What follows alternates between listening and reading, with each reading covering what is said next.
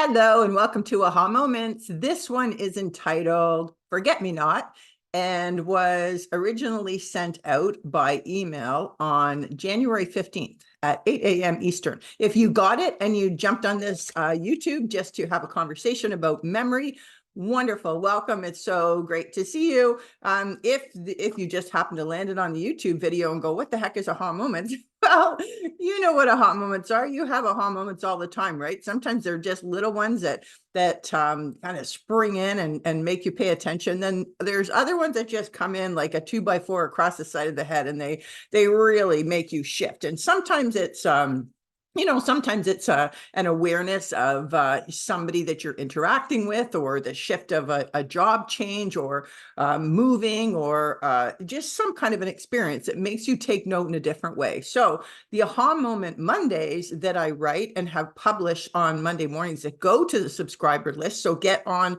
to ahumanapproach.com and get on that list. They are everyday situations that you would have encountered, but you'll recognize them. But we just, twist them a little bit, just enough to shift your perspective and get a different way of looking. And the reason we do that is not only in that circumstance to kind of go, I never thought of it that way, but to encourage you to ask questions and to look at things differently. And the more that you encourage the aha moments, the faster you're going to grow, and the easier it's going to be to get things. So anyway, and that's a good thing, right? Spirit is always for expansion and fuller expression. We always want to be expanding. We always want to be learning and growing. So we never stay still. We're either going one way or the other, right? So I'm going to read the aha to you. And as I said, if you want to go on the email list, since you're going to get yours, and if you've got it, absolutely wonderful, then you can just follow along, okay? And then we'll have a bit of a conversation about it. So here we go. Let me find it here. All right.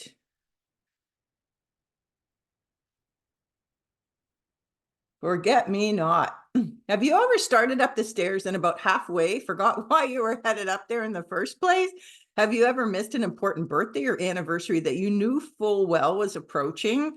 Have you ever gone to introduce a good friend, forgetting their name at that very moment? Asking for a friend. Now let's talk about remembering. If I started with "Bye bye, Miss American Pie," would you be able to finish the chorus and then some? What about your first date? Could you describe it in perfect detail? Did you ever sit up in bed remembering that line or location or book you struggled to recall earlier? Now, there's a long list of reasons why we might forget something. Some memories are deeply suppressed due to trauma. Alcohol and other depressants or medications can certainly impair short-term memory. Stress makes it harder to concentrate. Fatigue or lack of sleep can contribute to anxiety, which can interfere with memory retrieval. And sometimes we just haven't associated or categorized a memory in such a way that it sticks. I believe both impact and repetition play a part as well. In other words, first date, first car, first job, stick because they're both one-offs. Repetition, riding a bike, driving a car, typing on a keyboard, they also stick because they're rehearsed many, many times. Is there a way to improve our ability for easier recall on an ongoing basis? Aha. You forget what is not active. The brain is not a storage cabinet. It is a transmitting device. What you remember is relative to the frequency you're on at the time. That is a quote from Abraham Hicks. In order to remember, you need to be in harmony or resonance with whatever that is. It's easy to get out of harmony with stress, meds, and distractions. Another way being to regularly plunk yourself in front of the tube. Abraham calls it a wasteland, void of well-being, that will cause you to forget what well-being feels like. Television, the programming, and the waves are designed to quickly lull you into a trance and then have their way with you in feeding you content and messaging that disrupt your natural essence, not dissimilar to mind-altering substances. A great way to get in harmony with well-being and enjoy a sharp mind is to commit to being the author of your vibration. Be mindful of how you feed yourself in nutrition, content, and environment. Take time to nap, meditate, regularly connect with nature, reread an empowering book often, be present. And as Bob Proctor used to say, don't slow down, calm down. Practice, repeat, affirm. You've got this. How's that? How's that for memory? Woo!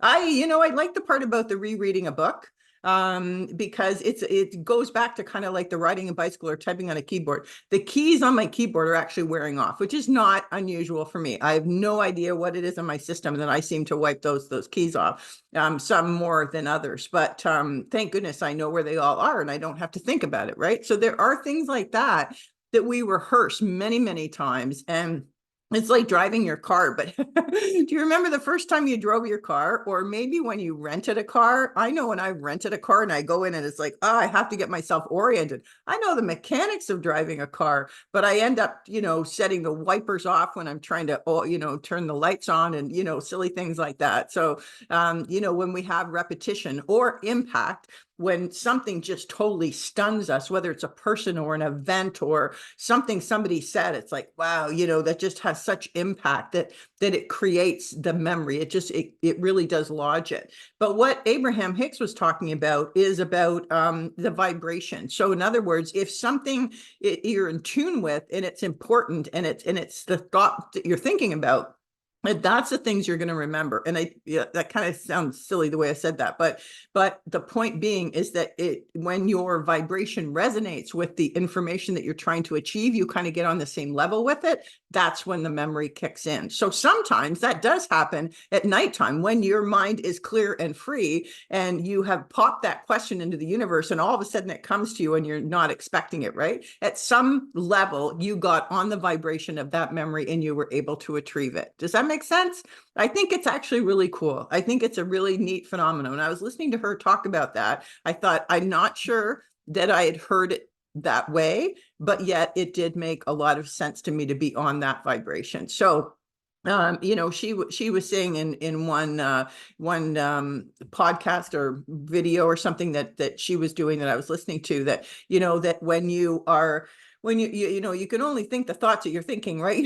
That's there's all kinds of other thoughts, but there's a whole bunch of things that you kind of parked. And she said, and I was surprised to hear her say this, that the brain is not a filing cabinet, because I think for years and years and years, that's exactly what we thought, right? I do agree with the transmitting part, that you are a transmitting station. Absolutely 100%. We are constantly sending and receiving. That's what we are. But I did think that we stored memory in our cells, and I still think that's the case. So, and my understanding, and I mean, I've been speaking on this for a long time and following a lot of experts, in the neural field, and they will say that our body and water, the fact that we are water, holds memory. So I believe that the memory is stored somehow in our system and that we are retrieving it. But I like the idea of the vibration, in a sense that when you are, let's say, like thinking of a birthday or an anniversary or something like that, that it's coming up, and then all of a sudden it slips. And why is that? Because you're not thinking about it, right? You're not on the vibration. You are somewhere else. So let's talk about kind of how we get ourselves armed for better memory. And some of the things that I mentioned in there, some of the research that I did about, all of the things that could impair your memory, and there are a lot of them, but I kind of just encapsulated them in some broader terms, like medicine, alcohol, stress, that kind of thing. So when you think of each of those, if you are taking any kind of mind altering substances, or as Abraham says, you're sitting in front of the wasteland, in terms of the tube, you don't really realize. I used to call it mindless television, and it wasn't uncommon for me at the end of the day, when everything was done, then I would sit down and say, I'm going to just watch an hour of mindless television. And I would, just kind of think, I'm just going to kind of let myself go and not think of anything. But that's what I did, was I was turning myself over to the programming. Now, I watch very little television, and a lot of people that I kind of hang around with are the same. They don't really find a lot on there to watch. I don't watch any kind of series or anything. I'm terrible at, conversations about anything about what's going on. And so I don't even have a Netflix account. So don't ask me about anything on there. But, there's a lot of people who do. And I'm not saying it's, it's your choice, however you want to spend your time. But when it comes to memory, if we want to improve our memory, we want to be clearer, then we have to be mindful of our nutrition for starters. Are we taking any mind altering substances, whether it's alcohol or medication or something? Are we stressed out? Are we tired? Because I know for me, when I'm tired, I can't put a sentence together. It's very difficult. It's like, why can't I find the words today? They just don't flow out at all. And I know that my ability to communicate definitely has a lot to do with my fatigue level. If I'm tired, it is more difficult for me to get the words out and to really come up with the resources that I want. I am misspent.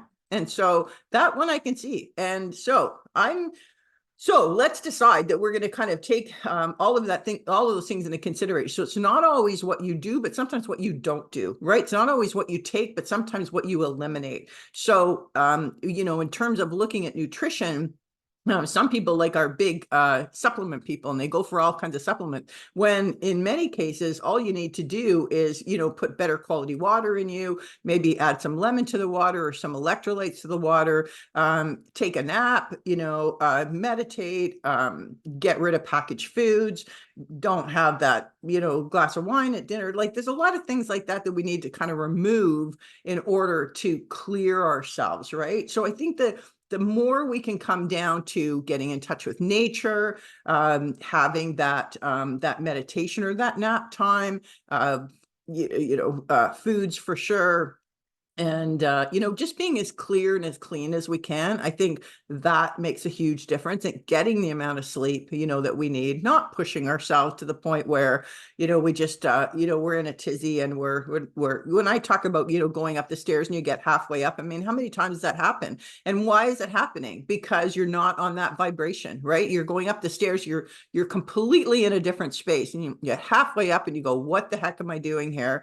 And I know for me, I have to go back to the bottom of the stairs and I go, okay, collect yourself. What were you thinking about? And then I have my thoughts and I'm back in the moment. And then I can go up the stairs and find what I need. And, and then some, right? But how many times have we got sidetracked? You put something in the oven, then you go off and you forget that there's something in the oven. And, we do that, right? We do that because we're distracted, or, that there's something else is taking our attention away. So in other words, we're on a different vibration now, right? We've gone off in another direction. So, let's be mindful of that. I think a lot of people blame all kinds of diseases and stuff on memory. And I'm not sure about that. As I said, I believe that our bodies do hold the memory at a cellular level. I think that's, I think that's been proven over and over again. And as I said, impact, trauma, like there's a lot of things that can cause memory and cause memory loss. But my experience is that cleaner that we get and the more that we get in touch with nature and source, whatever you call it, it just seems to work best. And stay present, stay focused, stay in the moment, right?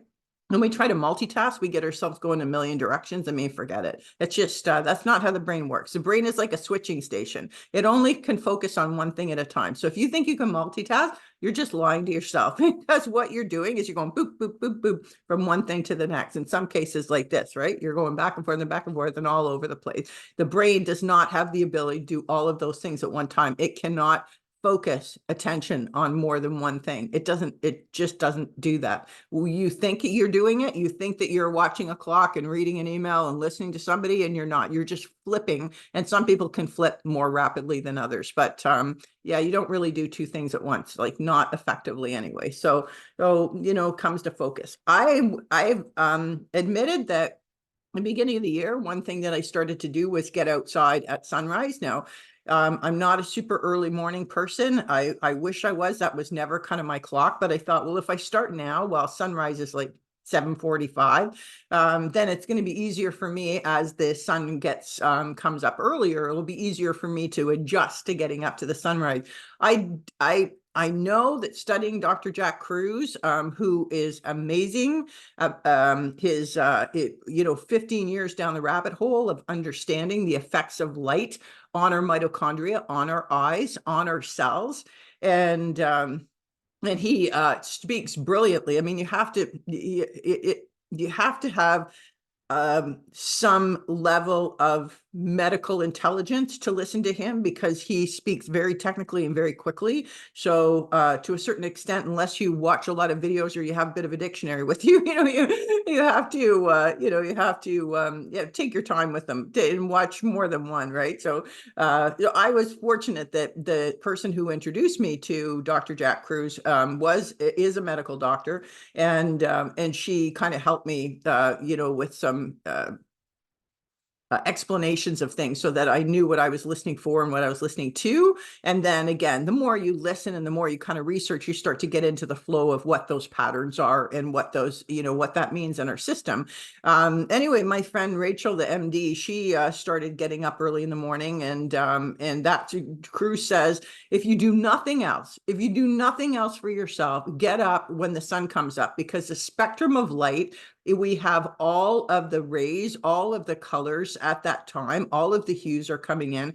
And it is so not only for our circadian rhythm to kind of see the sun rise and the sunset to kind of set our body's rhythm, but just the all of the tones of the light, how vital they are to getting our system started in the morning. So, and he mentioned, and this is so true, I know for me certainly, that most people start, looking at their phones, or they start with unnatural light when they get up in the morning. They don't see sunlight first thing. So Rachel mentioned to me she started doing it last year. And she said she was going out in the sunshine in the morning. And she says, I can't believe the difference it's made to my energy. She said, I thought that getting up that early, I'd want to come back and nap, or I'd be tired during the day. But she says, I'm not. And she said that, I don't know how many times to me. And I didn't think she was being honest. I honestly didn't think she was being honest. I figured that, she just wants to make it work, or she's enjoying whatever, I honestly didn't trust that to be the truth. And I've admitted that. However, I started doing it about from now, maybe 2 weeks now. And I have to admit, the last thing I want to do is nap. I mean, not that I haven't sometimes just had some quiet time, but I don't crave it. It's actually the opposite. Even one day this week, I wasn't feeling 100%. I think I didn't have a good sleep, and my nutrition was very much off the day before, but just some family issues going on. And I woke up feeling under the weather. But yet, even though I was lying in bed going, just cut yourself some slack, take your time, it was like, no, I was craving getting outside. I was craving it. And so I thought, I might just end up being sick on the pathway. It's like, whatever. I don't know why. And it was cold out. And I put my big coat on, and my boots. And as soon as I got outside, I started feeling better. And it was a bit of a tough walk, but I didn't want to come home. And I have found that every single morning that I've gotten out, that the energy that I have within 5 minutes of being outside, I just feel like I'm taking on the world. And then what happens when I do come back, I'm extremely ready for my day. And so rather than, sometimes dragging myself to the computer, even if I have things to look forward to, I just started to realize the effects of the blue light versus the natural light. And it took me months to get to that point of getting outside, but I noticed a huge difference. So I'm saying that because I know I'm talking about light, not memory, but the correlation is uncanny. And what I found is by switching my clock a little bit, cutting off the meals a little bit earlier, cleaning up my diet just that much more, making sure that I have electrolytes in my water in the afternoon, just sort of being even more mindful of that and getting outside in the morning.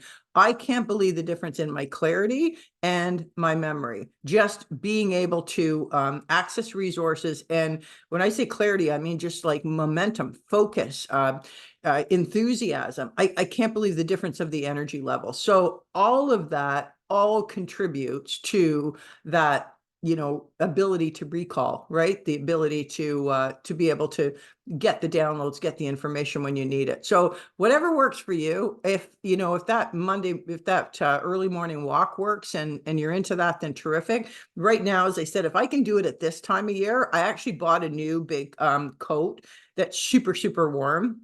And because it is cold right now, and the northern hemisphere where I am, and I did buy some boots that are good for like -30, and so I don't really feel the cold. And this morning it was actually light snowfall, and it was like whatever, it was fine. It didn't bother me at all. So when you're dressed for it, it's really cool. So, and I figured again, if I can do it now and just kind of move myself into earlier and earlier, even if I don't care if I, don't get up at 5:30 in the morning, because that for me might, end up being a super long day. Not sure I can do that, but you know what? We'll see, right? We'll see. I'm just going to start moving myself a little bit earlier, trying to get out, when I can in the morning, and as close to sunrise as I can, and enjoy that walk. And now I'm doing some leg lifts and some lunges and push-ups and different things on my walk too, to kind of just mix it up and do a little bit of weight bearing exercise and have even more fun out there. So, hey, whatever works, right? Whatever works. So if that works for you, terrific. If there's something else that you are doing that is improving your memory and improving that ability to recall